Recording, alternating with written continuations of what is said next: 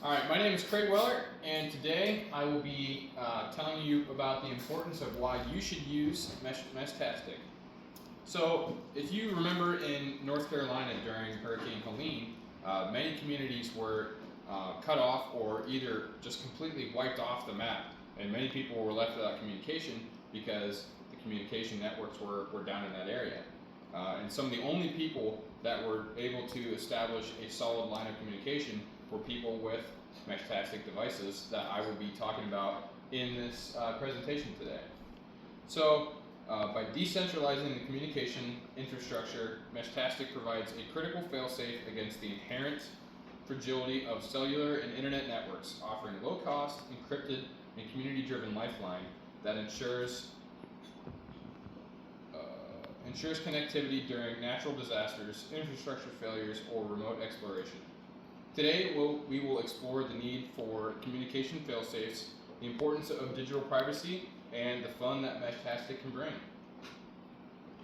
So, the problem that we have is a fragile communication system, and there are many problems that fall underneath that. So, obviously, we've all experienced network outages. Storms, floods, high winds can cause networks to fail. Also, congestion is a huge problem sometimes in emergencies. The lines get clogged up with calls, and civilians actually get kicked off the network because emergency responders get priority over the network, and some people won't be able to make life-saving calls because of that. Another huge problem is privacy and data is controlled by mega corporations that ask for subscription services basically for you to be able to use their network. And we all have a phone bill. What happens when you don't pay the phone bill? They kick you off the network. So if you are unable to pay your bill, then you could be cut off from life-saving communication. Another big problem we have is that the alternatives are expensive and hard to get into.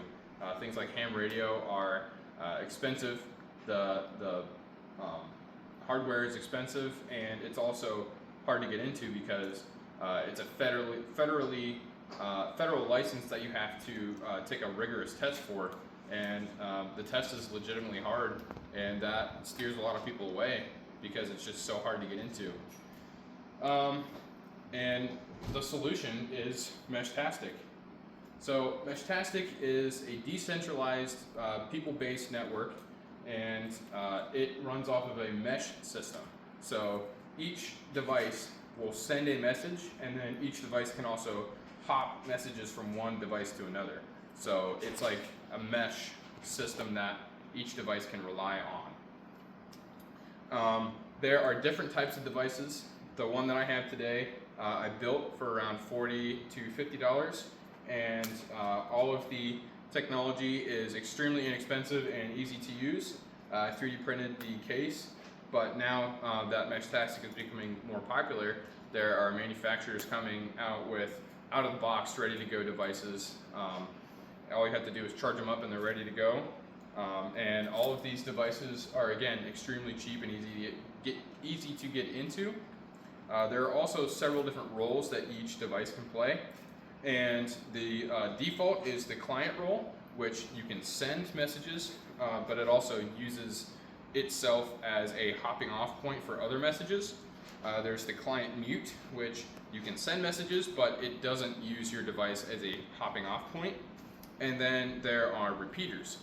And repeaters, ideally, you have 1 to 2 in a community, and you set them in a high place like a roof or a tall pole, and you set them up with a solar panel or a constant source of power.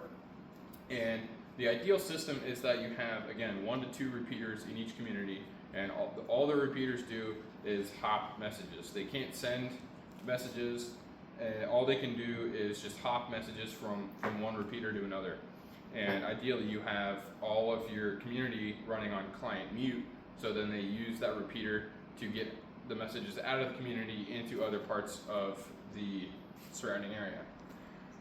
You can also set up private channels with the onboard encryption service, and that way when you're hiking or you want to set up like a family network, You can encrypt those messages to only have the people you want see them. So once you have your network in place and your own node, the long-term benefits extend far beyond surviving a disaster. So why this matters? Obviously, when a disaster hits, you want to be able to coordinate resource sharing with neighbors and close by family members. You can see the GPS location of members on your network, or if you make your GPS location public in a disaster, anybody can see where you're at. And as more people join and as more the popularity of meshtastic rises, the mesh grows, which means better connection and longer reaching channels. It's also great for just hiking and camping in remote areas. This vision of a resilient, free, and community-owned network isn't a distant dream. It is actively being developed, and it's something that you can join today. So it's time to take action now. What is your first step? So obviously, like I said, get a device and get with your family members and friends and build your own network. And yeah, then you can stay connected when it matters.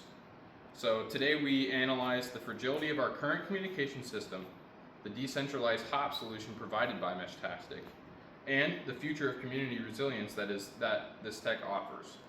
When the towers fall and the screens go blank, don't be left in silence. Pick up or build a node today and help us build a network that belongs to the people. Thank you.